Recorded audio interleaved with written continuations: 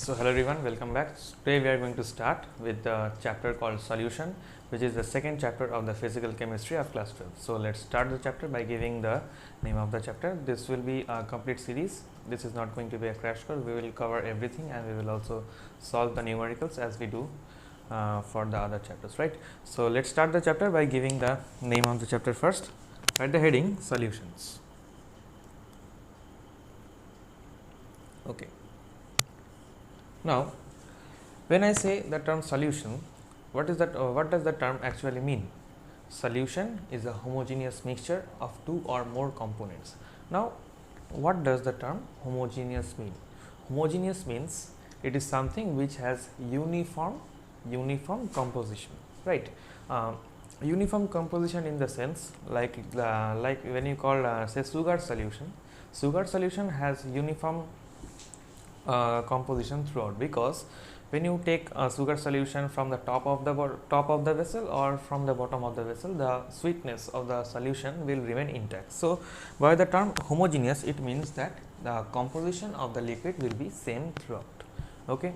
Now if I give you an example of pebbles, or you can say stones and sand mixed together, now this is not a homogeneous solution, because I suppose that this is a container, this contains some sand particles and these are some stones here. Okay.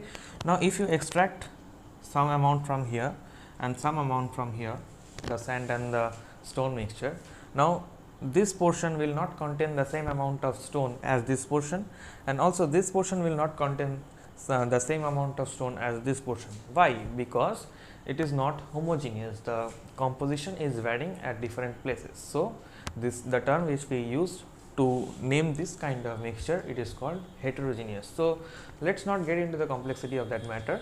Let's write a definition of what is solution. So solution right here, it is the homogeneous mixture of two or more components. Okay, it is a homogeneous mixture of two or components whose concentration can be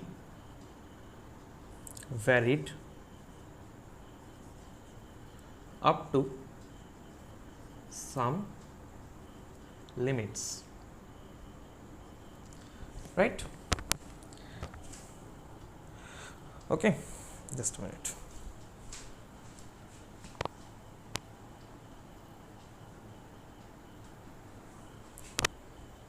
So what does this definition means? Solution is a homogeneous mixture of two or more solvents, or substances, right?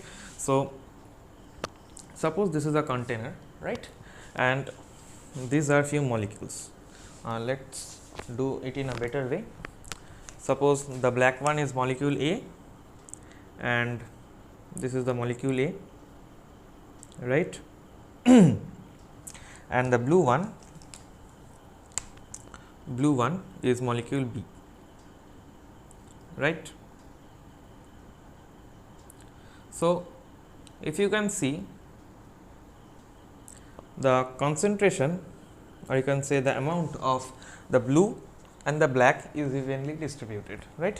If you take some liquid from this portion and if you also take some amount from this portion, we will see both the percentage of the blue one and the black one is same. So this means that this type of solution is homogeneous, right? So homogeneous thing is clear to us, right? So I underline the first keyword, which is the homogeneous mixture, right? Homogeneous mixture means uniform concentration. You can also write here uniform concentration, right, of two or more components, right? Component can be 2, component can be 3. If I had the red color, I would love to do this. Just a minute, let's bring the red color. Now see, In the first case, okay, let's wrap this and do it in a better way. We are going to understand this part. This part is clear. What is homogeneous mixture? Homogeneous mixture means uniform concentration, means same concentration throughout. Now we are going to understand these two words, two or more components. Now what are components? Components are the units which with the help of which the solution is formed. Okay, suppose this is a container, or you can say a vessel. Okay, now vessel consists of, the black one is particle A, right, or you can say the component A, which is mentioned here in the definition, component. Okay. And the blue one, blue marks or the blue dots is the component B, right. Blue marks are the component B. Now such a type of solution is called binary solution. Why binary solution? Because it is composed of two types of particle. What is this? The particle A and the particle B. Now in our curriculum or the syllabus, we have only binary solution. Our subject of discussion is only limited up to binary solution, but there is also type of ternary solution, or you can say this more component I am going to highlight. So for that, if three components are present, such type of solutions are also available, right. So these 2 points are clear, I guess. It is a homogeneous mixture of two or more solvents, now whose concentration can be varied up to some limits, right. Now what is the meaning of this? The concentration can be varied up to some given limits. This means that if I consider an example, let's see, if I take some example, let's do it over here. This is a container. Okay, I am writing here vessel. Okay, now this vessel consists of NaCl solution, or you can say the brine solution also. NaCl solution is called the brine solution. Okay, this is the NaCl solution. NaCl solution means the NaCl dissolved in water. Okay, so this is the NaCl solution. NaCl solution, right. This is the NaCl solution. Now this NaCl solution, say the concentration of NaCl in this is 10% NaCl solution, right. That means very less amount of NaCl is dissolved in water. Now I can do one thing, I can add NaCl also. If you add NaCl, more amount of NaCl means the common salt, you add more in this solution, but the amount of liquid or the water you are keeping it same. So at that time the concentration can increase when you are increasing the amount of solute. Solute and solvent I will discuss after this. In this case, keep in mind that NaCl is just the solute. Remember solute as just a term. So when you are increasing, say NaCl is solute, okay. NaCl is just a solute. Just remember what is solute. Solute is just a term for the time being. Now when you are increasing the amount of solute, keeping the amount of solvent in constant, solvent is water is water is solvent for this case only, right. So remember solvent is just a term for the time, okay. So when you are increasing the amount of solute, keeping the amount of solvent constant, means the water concentration or the amount of water in this entire thing will remain same, that time the concentration is increasing. On the other hand, we can also do a thing, we will keep the amount of solute or NaCl constant, and we can also increase the amount of water, right. So in that case the concentration will decrease, right, obviously.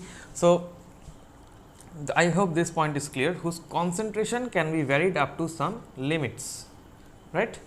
You are increasing the solvent, the concentration is decreasing, you are increasing the solute, the concentration is increasing. So in this way you can vary the concentration of a given solution. So I hope this one is clear.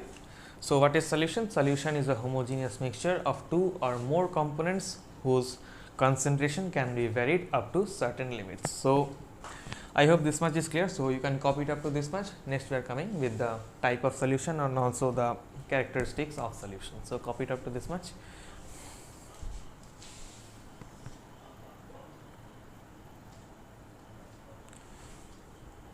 So let's proceed. Now we are going to discuss about the characteristics of solution. So give the heading characteristics of solutions. Characteristics, or you can write properties of solution.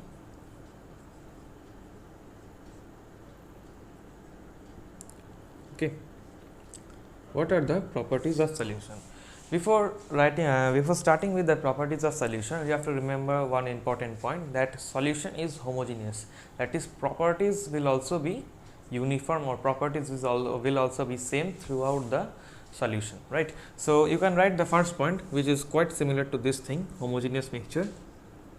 You can write here, solution is homogeneous. Okay. So you can write the what you call the properties of component. Properties of component is same throughout, right? Solution is homogeneous, and so the properties of component is same throughout. Okay. Now next point is that solution consists of solute and solvent, right? I have mentioned earlier what is solute. Solute, let's take a container, or this one only you are taking, we are just removing the particles, right? This is the same container and we are removing the particle. Suppose this solution, this container or this vessel consists of, say, sugar solution, or you can say NaCl solution. Okay, NaCl solution. That means that here this solution consists of NaCl in water, right? NaCl plus H2O, water is H2, right? So this thing or the solution, it consists of NaCl plus water. Now here in this case, it is considered that the substance which is present, or the component which is present in more amount, it is called the solvent. So it is quite an obvious case that in the NaCl solution, the water is always in the more quantity, right, which is the solvent, obviously. So you can say water is solvent, and the other thing other than the solvent, or the other component keeping apart the solvent, is called the solute. So obviously the NaCl is the solute, right? So I hope this point is clear. Solution consists of two components, one is solute and the other is the solvent. Okay. Now next point, I will emphasize this point, what is solute and what is solvent. You can write, in general, the component which is present in more amount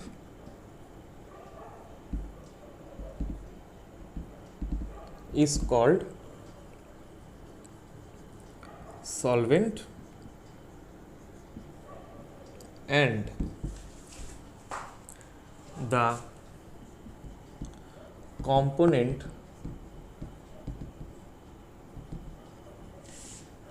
other than solvent is solute. Clear? This is just the thing which I have said just now. The component which is present in more amount, that is the water in this case, is called the solvent, and the other thing or the other component other than the solvent is called the solute, right? Now Now, say a situation is given when both the components are present in the same amount, right. Now, for that case, you can write here the last point, if both components are present in same amount, okay, then the liquid part or the liquid component, you can say, is considered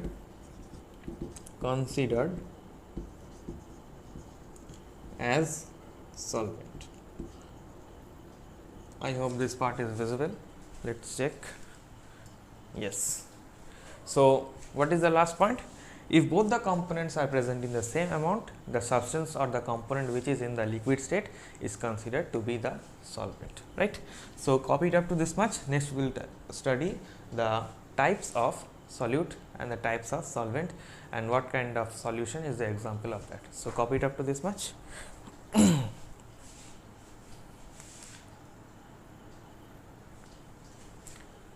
Okay, so now we are going to study about the types of solution. Types of solution, we are going to do it this way. Here I will write the solute, this part I will write the solvent or the solvent which is present in more amount, remember that thing, and here I will write the example which is the best example for this type of solute and the solvents. Okay. So, in the first case, let us take the solute as solid solute and the solvent also we are taking as solid solvent, right. Now, as an example of this, you can remember the example of the alloy, right, metal plus metal, or you can say the bronze is an alloy, right. So, brass is an alloy, right. So, it can write metal plus metal is equal to alloy, right, and as an example of this you can write as brass, right. Brass is a solid which is made up of metal plus metal which is an alloy, and so it is also a type of solution, right. The next category we have the the solute will remain the same, this will become solid and this will become liquid. Now, see here, what is the solvent? Liquid is the solvent, that means liquid is present in more amount. So, as an example of this you can write here as sugar solution,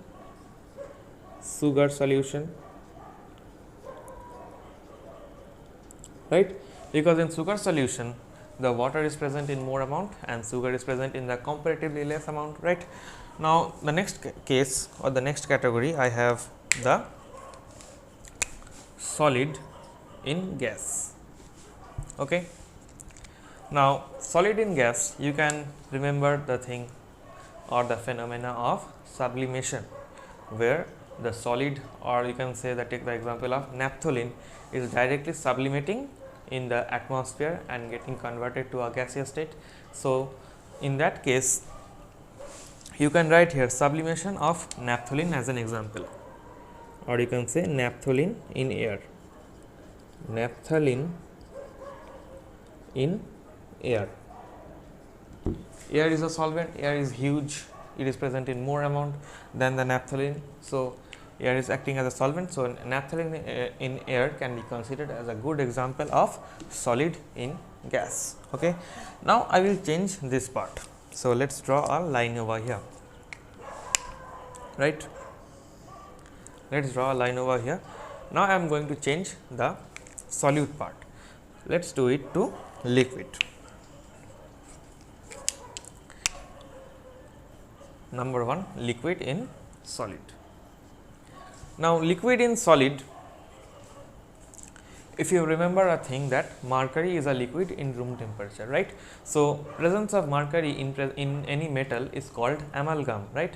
So, you can write here mercury amalgam as an answer, mercury amalgam. Amalgam means mercury dissolved in any metal, and mercury is a liquid and metal is in more amount. So, mercury amalgam can be a good example of liquid in solid, right. The next example I will keep liquid as same, and here it will be liquid again. So, liquid in liquid is very easy example, which is the ethanol in water or the alcohol in water, whatever you like it. So, you can write here as C2H5OH. C2H5OH is ethanol or the alcohol, and here you can write plus water. Okay. Let's continue the line over here. It will look neat. Okay. Now, the last thing in this category is the liquid in gas, right. Now, liquid in gas is okay. So, liquid in gas can be better understood if you know that water is dissolved in the atmosphere as water vapor. So, you can say that H2O, or you can say here that water vapor in atmosphere, right. So, this was the second last category of our classification. In this thing, in this part of the board, we will do the gas portion, where the solvent, or I am sorry, the solute will be the gas. So, let us do.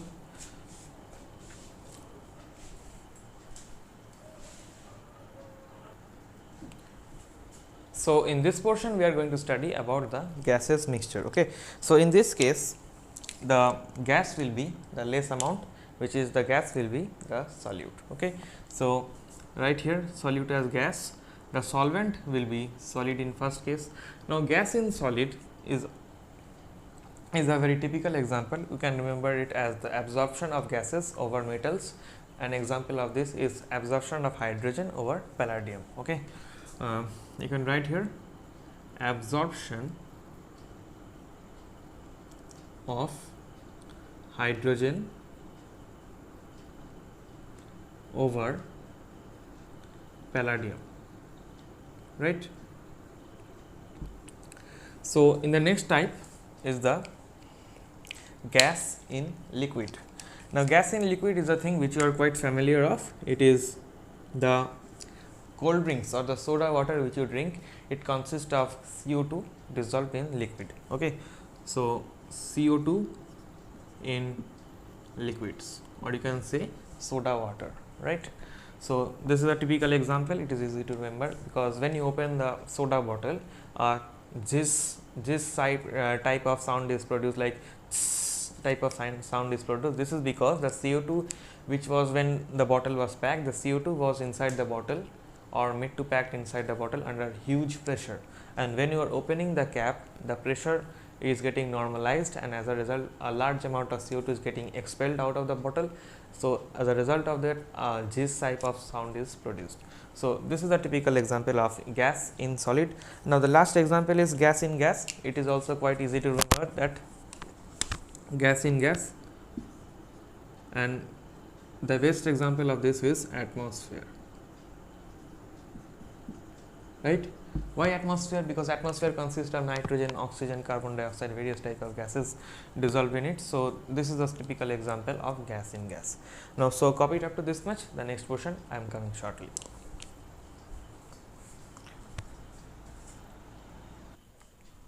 Okay. So, now we will study about a very typical property of solution, which is the vapor pressure. Now, to understand the term vapor pressure, we have to be familiar with the phenomena called evaporation. Now, what is evaporation? Now, for understanding evaporation, we need to understand, or we need to consider the example of water. Suppose I take water, I spread it in the room and turn on the fan. So, as a result of this, the water will get converted into a type of vapor, right, and the phenomena is called evaporation. Now, suppose this same thing happen in a container inside. I take a container, okay. Suppose this is a container, okay, and here I have water, right. This is the water, okay, and I covered the lid of the container, okay. Now, evaporation is a natural phenomena, right. So, this water molecule will try to evaporate, right. this water molecule will try to evaporate and it will heat the lid of the container and try to escape. Now, as a result of this evaporation, a type of pressure is being created over this lid, right. Obviously, when this vapor is being produced over the liquid, a type of pressure is being created on the lid which will try to open it so the vapor can escape in the entire atmosphere outside, right. So, as a result of evaporation, vapor is being produced and the pressure created due to this vapor on this lid is called the vapor pressure. Now, if you want to understand vapor pressure, I can give you a diagrammatic approach of vapor pressure and then I will give you the theoretical definition. Okay. So, vapor pressure, you can write here first is evaporation. First, what is occurring? The evaporation process. Evaporation occurs first. Now, as a result of which the evaporation is occurring and the container is closed. Okay, evaporation is occurring and the container is closed.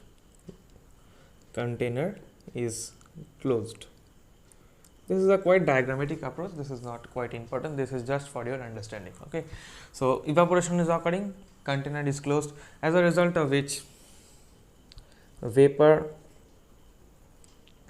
accumulation in container, right. Now, last thing is vapor pressure.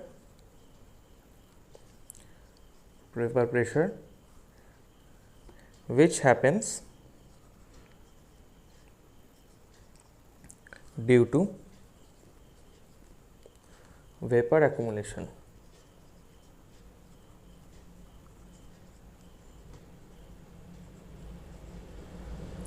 Right. Let's sum up the entire thing.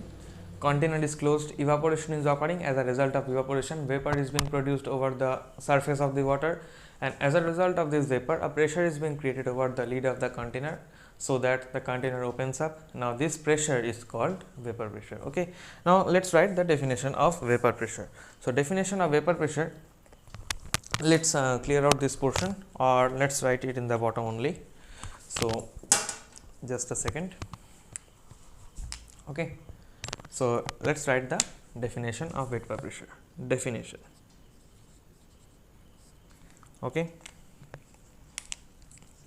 It is pressure of gas above the liquid when both the gas and liquid are in equilibrium, right. Now, what does this mean? The pressure of gas above the liquid, pressure of gas above the liquid, let's make it a bigger. This is the lid and this is my container, and this container consists of water. Okay. So, water is evaporating. Okay. It is creating a vapor pressure which is called Vp. For example, let's write here. Okay. Pressure of gas above a liquid, this is the liquid surface and this is the pressure which the gas is creating on the lid. So, pressure of gas above the liquid when both the gases and the liquid are in equilibrium. Now, what does this term equilibrium mean? Equilibrium means that when this liquid is evaporating, there is also a chance that this vapor can condense back to the liquid stage, right? Because see, equilibrium is like this: liquid is getting converted to vapor. This process is called evaporation, and also vapor is being converted to gas, vapor is being converted to your liquid. This is called condensation, right? Now, this both the thing has to occur simultaneously for vapor pressure. Okay, this vapor is also being formed and vapor is also being converted to liquid. So, that is the condition for equilibrium. That means evaporation and condensation are occurring side by side or hand in hand. So, what is the definition? Let's sum up. The pressure of gas above the surface of the liquid when both the gas and the liquid are in equilibrium. So, this is the definition of vapor pressure. Now, let's clear out the board. And we will write few properties or the dependencies of vapor pressure on various factors. So, copy it up to this much.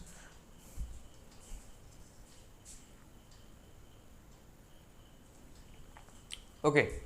Now, we are going to learn about the factors affecting the vapor pressure. So, the first and the very important point is that vapor pressure is independent of the shape and size of the container. Okay. So, let us write over here the first point. It is independent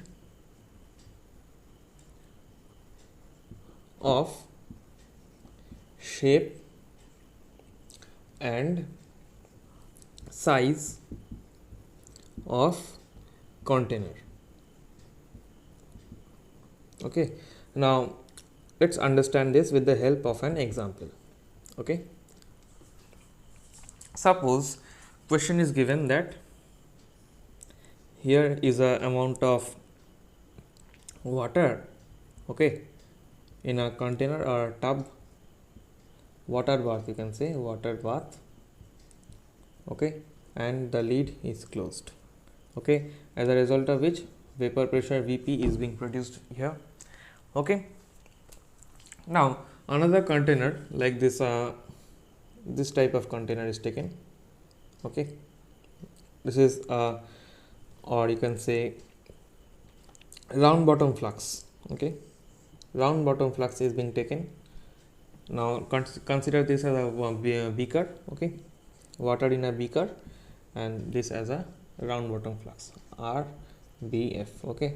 Both of them contain water in equal amount, okay, and the top of this or the lid of this is also closed. Lid of this is also closed by a knob like this, okay. Lid of this is also closed, and as a result of this Vp is being produced. Let us call it Vp1 and Vp2. Now, question is given that compare the vapor pressure, means which pressure is more, the Vp1 or the Vp2. Now, I know most of you are thinking that the vapor pressure in this one, vapor pressure in Vp2 is more because it is always coming at a very concentrated area, but the fact is not that. Vapor pressure is independent of the size of the container. That means both Vp1 and Vp2 are the same. So, right here Vp1 equal to Vp2. This is a very easy question, but many of the students confuse the thing and take a mistake. So, copy it up to this much. So, this was the first point, that vapor pressure is independent of the shape and size of the container. The next point I am going to write here, that depends on nature of molecule, okay. We are going to understand this point shortly after completing the factor affecting vapor pressure. It is dependent on the nature of the molecule, and the last point you can write here, that it is depends on temperature,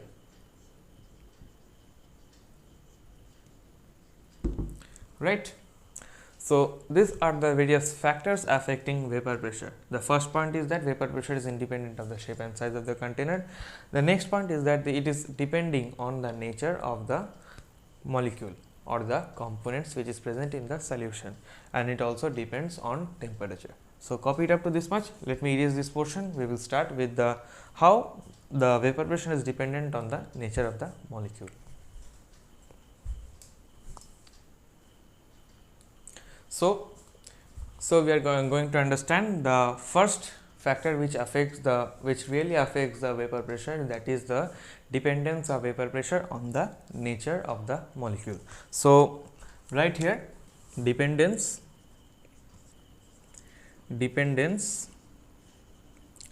on nature of molecule.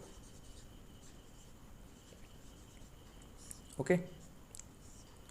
So dependence of vapor pressure on the nature of molecule. So for understanding this, you have to keep a thing in mind which is very important. Vapor pressure, I am abbreviating vapor pressure as Vp, is inversely proportional to force of attraction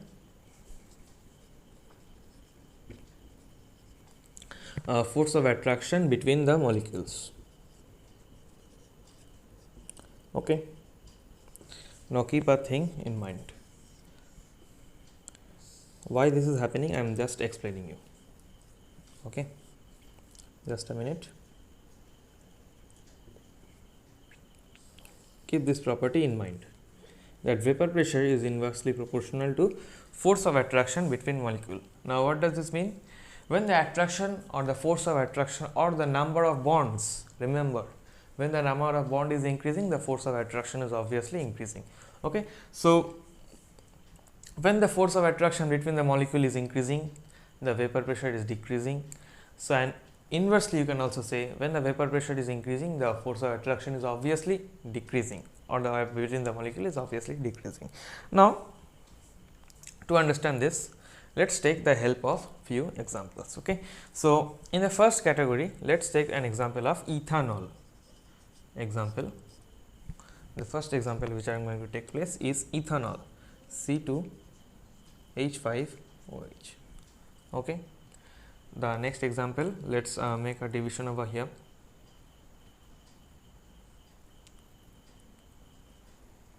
The next example which I am going to take place is called the ethylene glycol. You will all be familiar with this thing in the chapter of organic chemistry. The structure of ethylene glycols looks like this: CH2OH, and here also CH2OH. Okay. The next thing which I am going to write is the, just a second, the next thing which I am going to do is the structure of glycerol.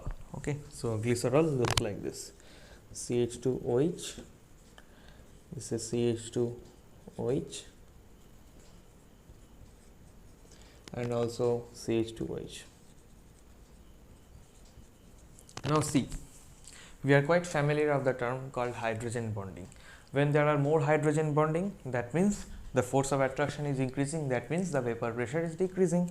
Now see here the possibility of hydrogen bonding. Okay.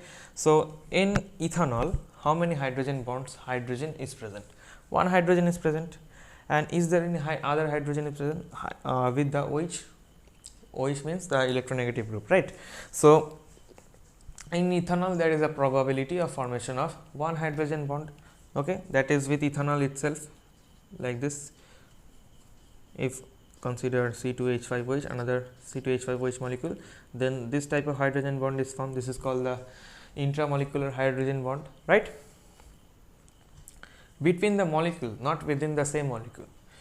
I know there is a question amongst you all that this H can also be bonded or also be attracting this C2H5, means this hydrogen, the 5 hydrogen, but the thing is not that. I am talking about intramolecular bonding. See, between the molecules means between one C2H5 molecules and the other C2H5 molecule, right? So there is only a probability of formation of this hydrogen bond, right? So there is a formation of one H bond, right? Now see this is called glycol. Now in glycol, if you notice the structure, there is a possibility of formation of hydrogen bond between these two hydrogen, right? And also between this hydrogen and other glycol molecule, right? So more number of hydrogen bonding, see 1, 2, 3. So 3 H bonds, right? And if you see the structure of glycerol, this is the structure of glycerol, there is a probability of formation of one hydrogen bonding. This is intramolecular, this one, okay, and also this one. So in which case is the number of hydrogen bonding more? number of hydrogen bonding is obviously more in this case, that is for glycerol. So, if the question is asked to compare the vapor pressure, I am rubbing this, okay, rubbing this portion, okay. So, if question is asked, compare the vapor pressure of glycerol, glycol and your ethanol, which is the correct answer? So, the correct answer is this one. Question I am writing, compare vapor pressure of ethanol, next one is your glycol and glycerol. So, the answer of this is, let's do it.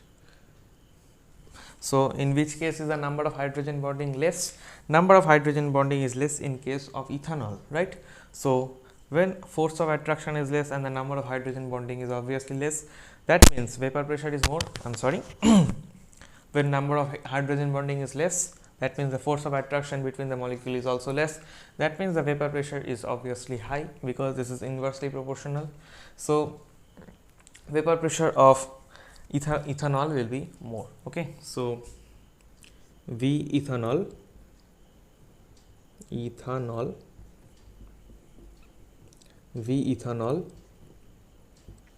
is greater than V glycol, or you can say vapor pressure glycol, which is also greater than vapor pressure of this one. This is called glycerol, okay, V glycerol. Clear? So, this is a very important question where it is you are asked to compare the vapor pressure of ethanol, glycol and glycerol. So, what did we do? We just drew the structure of ethanol, glycol and glycerol. We counted the number of hydrogen bonding in each of the cases. So, the molecule with the least number of hydrogen bonding has the maximum amount of vapor pressure.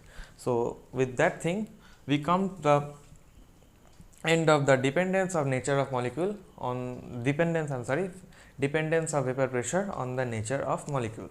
That means the molecule with more number of hydrogen bond will have less vapor pressure and consecutively vice versa, okay. Now, the last thing which we are going to do is dependence on temperature. So, copy it up to this much, let me clear out the board and then we will learn about the dependence of vapor pressure on temperature.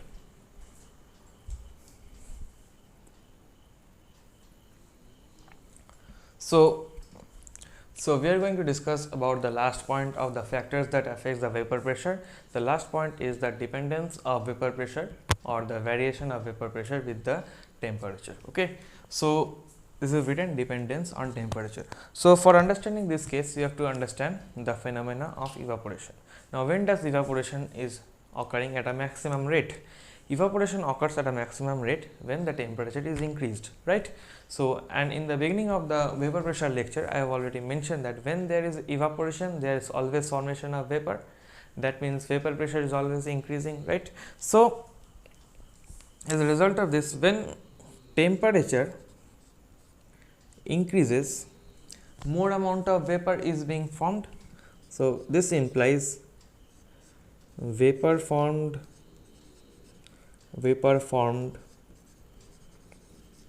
also increases, right. Now, when the vapor formed is increasing, that means that vapor pressure is obviously increasing. Vapor pressure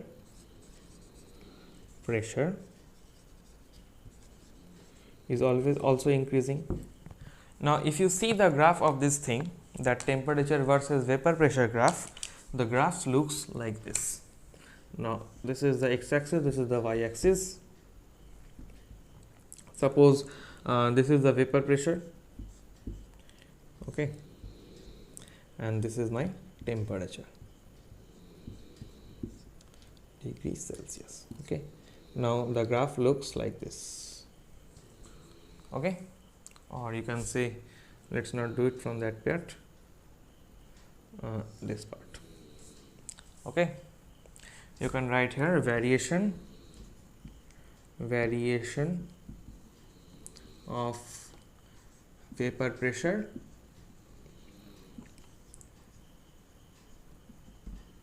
with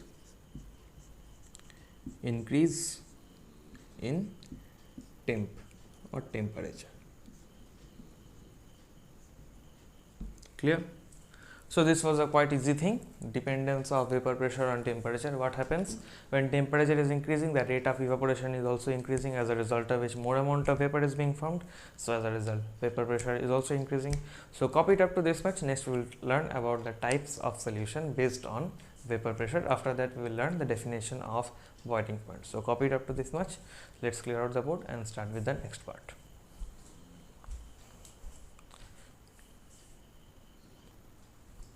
Okay, so now we are going to classify the type of substances depending on vapor pressure. So let's write here classification of substances. So write here substances. Okay, substances. Now on the basis of vapor pressure or the formation of vapor pressure, substances are classified into two categories. One is called the volatile substances and the other one is called the non-volatile substances. Okay, so let's write here. The part 1 is called the volatile,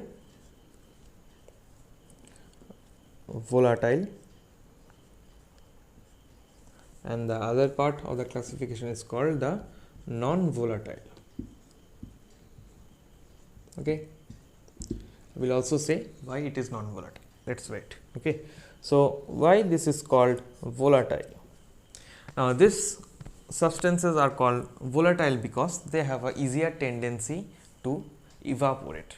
Now, so a general criteria for evaporation is that your weight should be very light. Why does a kite fly? A common question. Kite flies because it is very light, it is not heavy. Why cannot an elephant fly? Because elephant is very heavy to fly, right? Why can a bird fly? Birds are light in weight or not heavy in weight. So general criteria for evaporation is that, or the formation of vapor pressure is that the molecular weight needs to be very low.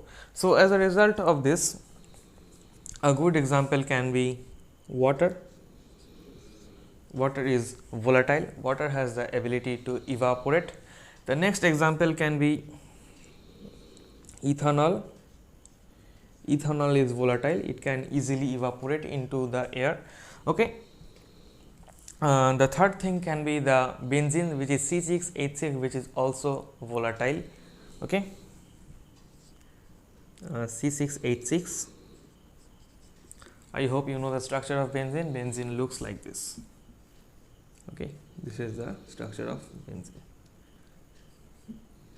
Oscillating resonance structure. This is the structure of benzene. We will do this structure of benzene in the organic chemistry portion shortly. Okay, so this is the water. Water has a very less molecular weight. This is ethanol. Ethanol also has a very less molecular weight, and this is benzene. Benzene also have a very less molecular weight, so it is able to evaporate. Now let's come to the example of the non-volatile substances. What are non-volatile substances? Non-volatile substances are substances which do not have a tendency to evaporate because of their very heavy molecular size. Okay, so obviously a general criteria of these substances that they will have a very heavy molecular weight. So as a result of this, the first example can be the urea. Okay, urea. Okay. The formula of urea is CO NH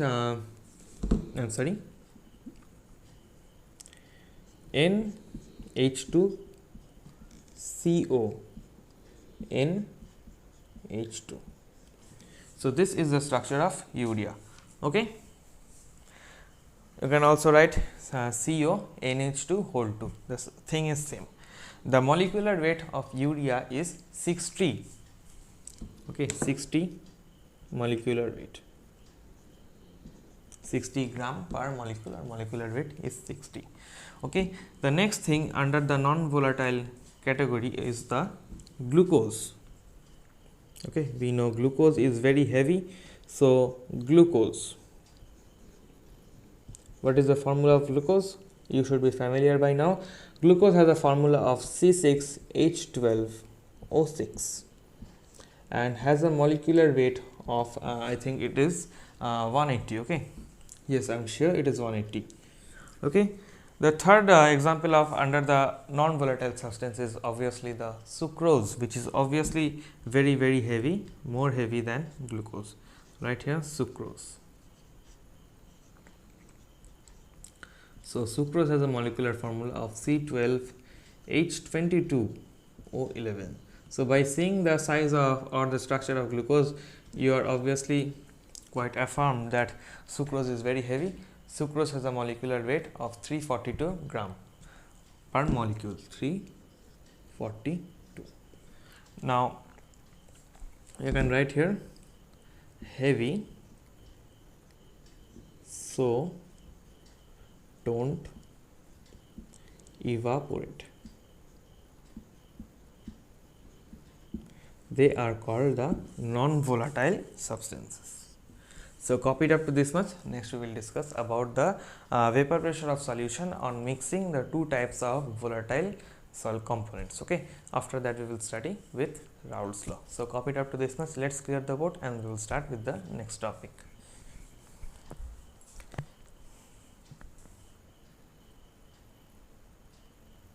Okay, so now we are going to start with the completely new portion of this chapter, which is the vapor pressure of a solution on mixing two components.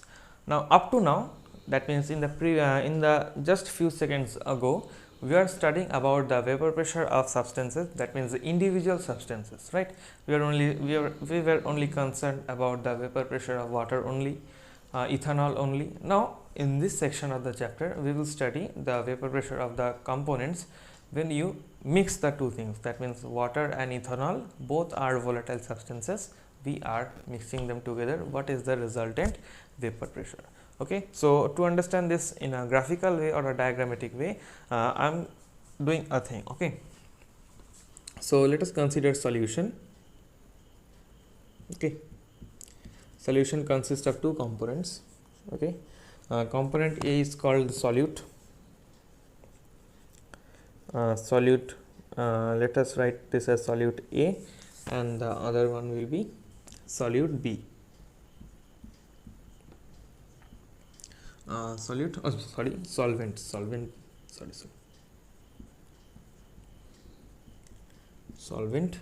B. Okay, now if only solute A was present, then suppose this was the container. Okay, this was closed. Now if only solute A is present, the pressure would be PA, right? The pressure on this lid will be PA,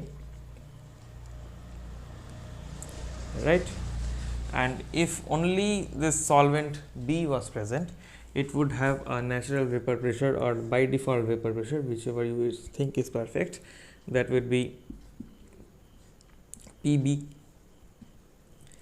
This was the thing which we are concerned about the previous section in the chapter. Now in this section we will see what happens when you mix PA and PB, means both the component A and component B. Okay, now if you put a plus sign over here and you write the resultant over here, I take a big container now. Okay, this is the surface of the container. So on mixing this, it will always consist of A, and here there will be particle B. Here it will be again a particle A, particle B, and particle A. Here also it will be A, B, A, B. Right, now see here, since both the components are mixed in a homogeneous way, that is why it is called the solution, right? Solution is always homogeneous, right? That means A and B are present in equal amounts in every place.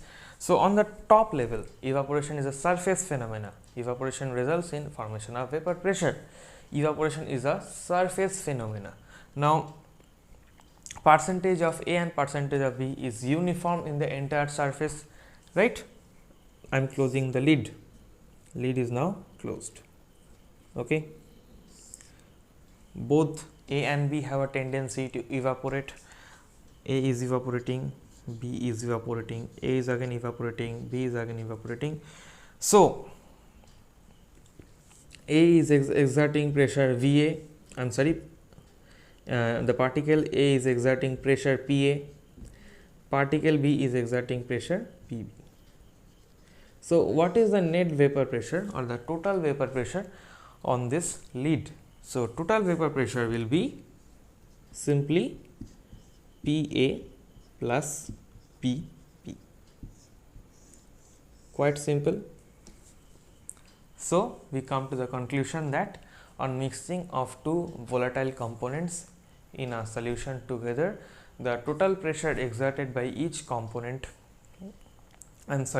total pressure exerted over the lid or the container is the sum of the individual pressure exerted by every component, and this individual is also called the partial vapor pressure because it is a mixture. Now you cannot consider as pressure because pressure is a wrong term in this case because it is also containing other components. So you can say the total pressure on the lid is equal to the partial pressure of each component present in the solution, or the sum of the partial pressure of each component present in the solution.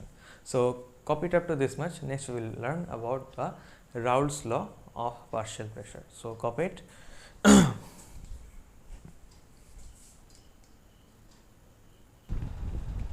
Okay, so slowly we came to the last topic of today's lecture, which is the Raoult's law.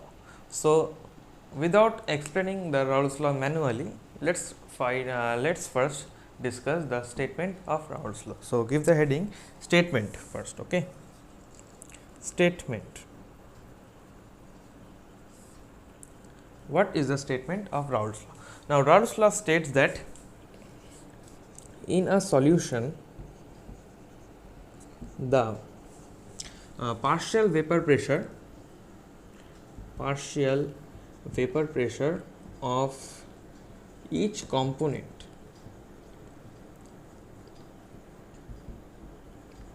is directly proportional to the mole fraction. Mole fraction is a term which I have already learned in the class 11 basic concept of chemistry. Okay, so proportional to the mole fraction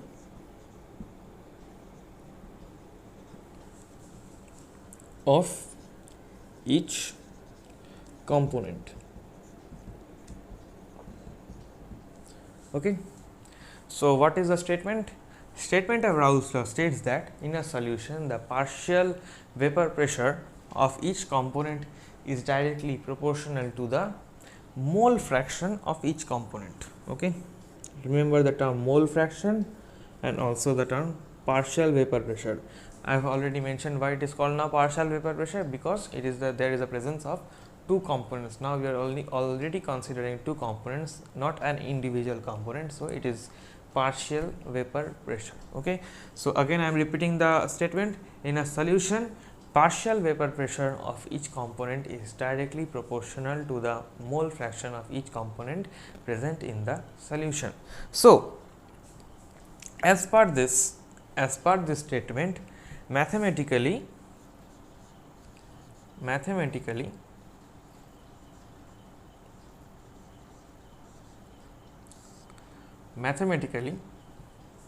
you can say that if a solution consists of particle A and particle B, okay, solution consists of particle A and particle B, so pressure of particle A or partial pressure of particle A is directly proportional to the mole fraction of particle A in the compound solution, right, and also the partial pressure of particle B is directly proportional to the mole fraction of particle B, right. this X sign means mole fraction. X sign is called the zeta. I hope we are familiar with this term zeta. Mole fraction means I am writing here. Suppose mole fraction of A or zeta A equal to Na plus Nb. Okay, and N is the number of moles.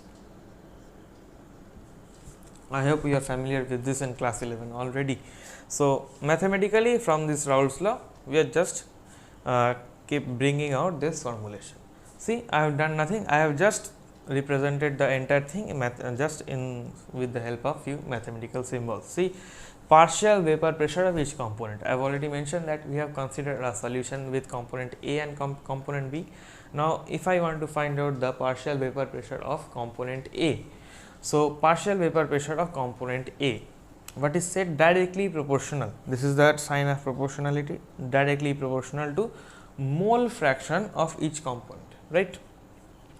See, mole fraction of A, Pa means I am trying to find out the partial pressure of A, that means it is directly proportional to the mole fraction of A. Similarly, that same thing is happening with partial pressure of B.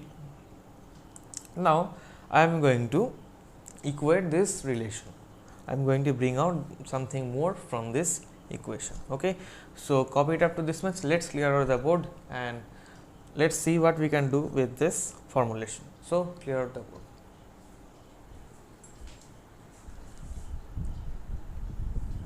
Okay, so as per the definition of Raoult's law, few seconds ago we deciphered two formulations or two equations, that partial pressure of each component is directly proportional to the mole fraction of each component present in the solution. So as per that, we already deciphered these two equations. So right now I will remove this sign of proportionality.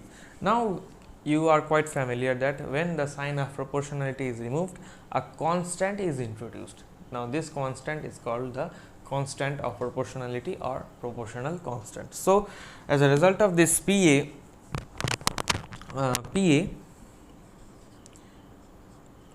will be equal to K into Xa, right? Now let's, for our convenience, let's now consider only Pa only. We are only worried about the component A. Now Pa equal to K into Xa. What is K?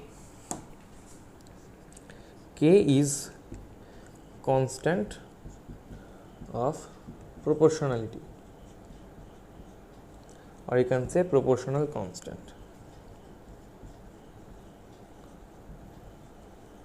Proportional constant, right? So Pa will be equal to K into Xa. See, I am doing this very slowly because this is first time for you, so that it becomes very easy to understand. So I did nothing. This was derivation from the Raoult's law, that is Pa is directly proportional to Xa, and I removed the sign of proportionality. I brought a constant which is called the proportional constant, that is K. So it is becoming P equal to K into Xa. Now let us consider pure A, that means only component A is present, component B is not present. Okay, so as a result of that, Xa will be equal to 1. Why? Because what is Xa? Xa equal to number of moles of A by number of moles of A plus number of moles of B. Now what I said, let us consider only pure A, right? Keep this thing very important thing, keep this thing in mind. Let us consider only pure A, that means component B is absent, it is not present in the solution. So as a result, number of moles of B will be 0, right? So for only pure A, the mole fraction of A becomes Na by Na plus 0. So 0 I am neglecting, so Na and Na becomes 1, so Xa will be equal to 1, right. So if we put this Xa equal to 1, that means Pa becomes equal to K into 1, right. Now for this case, this Pa, or you can say this K will be equal to the P naught A. P naught A means pure A. No, nothing as sort of substance B is present. So I am representing K equal to P naught A, that means pure A. No presence of other component, that is B. See what I did, I replaced K as P naught A. Now here I can also write P naught A in place of K. So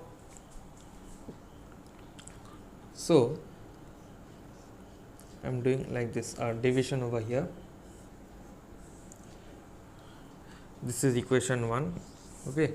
So in equation 1, if we replace K by P naught A, the equation 1 turns out to be like this: Pa equal to P naught A into Xa. This is the actual formulation of the Raoult's law.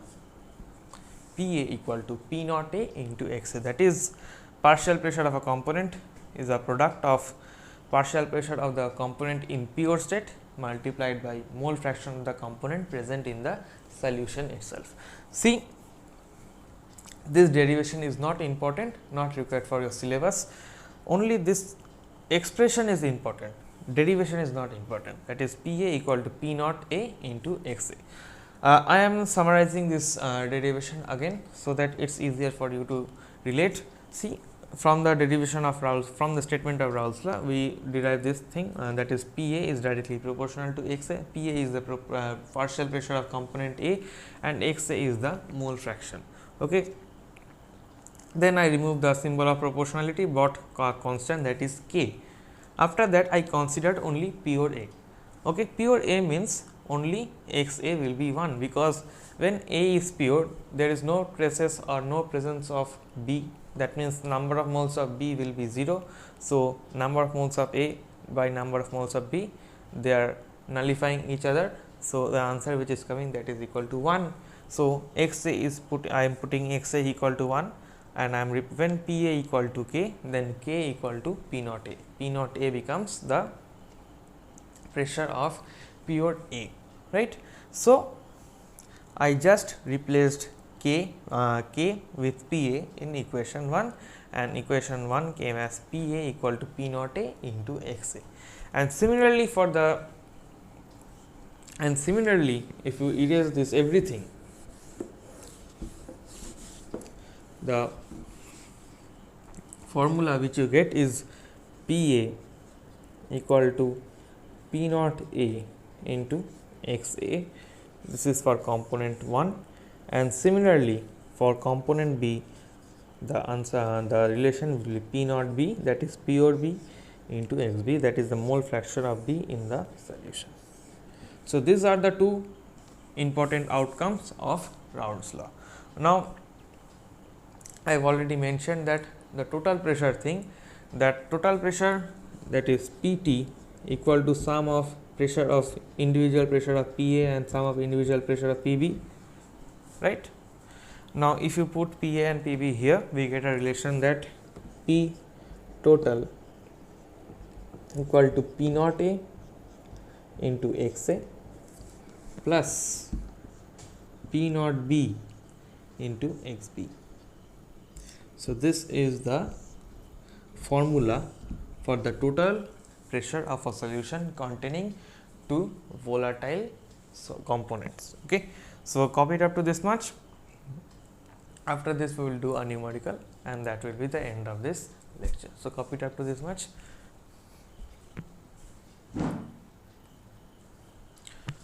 So from Raoult's law we have a question here. So let's read the question and solve it. Okay.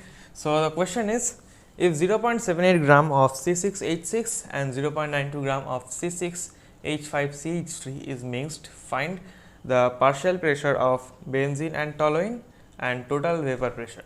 Now this is benzene, I have already mentioned. C6H6 is benzene, okay, and this one is toluene. Toluene has a structure like this. This is benzene, this is this one, and toluene is just CH3 over here. This is called the methyl benzene or toluene anything. Okay, let's not get into that. Our question is the partial pressure of benzene and toluene. For finding the partial pressure of benzene and toluene, first we need to find out the number of moles of benzene. So let's write over here number of moles of benzene C6H6. So number of moles of benzene equal to mass of C6H6 by molar mass of benzene C6H6. Molar mass of benzene is, I guess, it is okay, let's do it over here. Molar mass of benzene. See, carbon has an atomic mass of 12 into 6 plus 1 into 6. So it is coming 72 plus 6 equal to, okay, it is coming equal to your 78. Okay, so molar mass of benzene is 78 and mass of benzene it is given, that is equal to 78 grams. Okay, so it will be 0.78 by 78. So the answer which will come from here, it will be 0.01 moles. Clear? Now in the next part we will do the number of moles of toluene. Okay, we will do it. Number of moles of toluene. Okay, so I am not writing the expression, I am directly solving. Let's find out the molecular mass of toluene over here. C6H5CH3. So it will be 12 into 6 plus 5 into 1 plus this 12 plus 3 into 1. Okay, so from here we get 72 plus 5 plus 12 plus 3. So 72 plus 5, 72 plus 5 is your 77, 77 plus 12 plus 3 is your 15, and 15 plus 77 it comes here it comes 7, 1, 2, 3, 4, 5, 6, it comes approximately equal to 12, 2, 1 and 9, it will come 92 grams.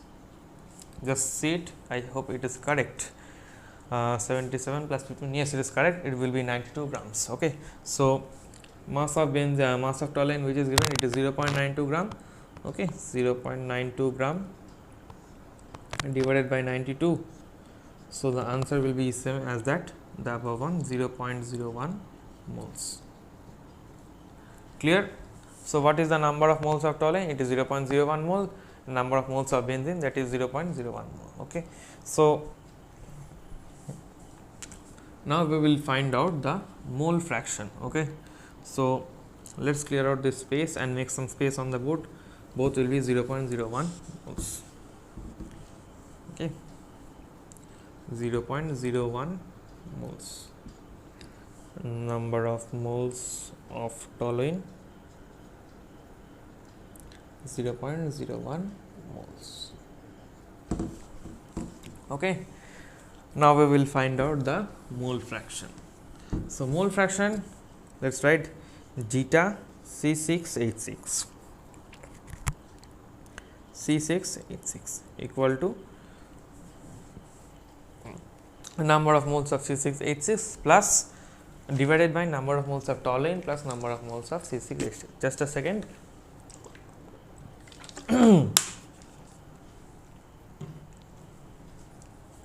So this one will be 0.01 divided by 0.01 plus 0.01. The answer which will come is equal to your this one will be 2. The answer will be half. Okay, just do it. The answer will be 1 half. Okay. Now similarly, we will find out the zeta of toluene C6H5CH3. It will be equal to the same thing. The answer will be same because both the moles are the same, so it will also be half. Okay. Now we are concerned about the partial pressure of benzene and toluene. It's quite simple. The answer we already have. So let's write here the partial pressure of benzene as P benzene equal to, okay, I missed the data over here. Okay, P naught benzene, this will be given. I missed the question, missed the point in the question. P naught benzene will be, I guess, 400. And let me check, just a second. Let me check the P naught of benzene. Okay, so I edited the question. The P naught of benzene was given, it was 400 millimeter of Hg, and P toluene was P naught of, means the pure pressure of toluene is 200 millimeter of Hg or mercury. So P benzene will be P naught of benzene into number of mole fraction of benzene, right, according to Raoult's law. So let's do it. It will be P naught benzene into the zeta benzene. I am writing B as benzene, right? It's understood. So it will be 400 into half, it will be 200. Clear? And similarly, it is given P toluene, T I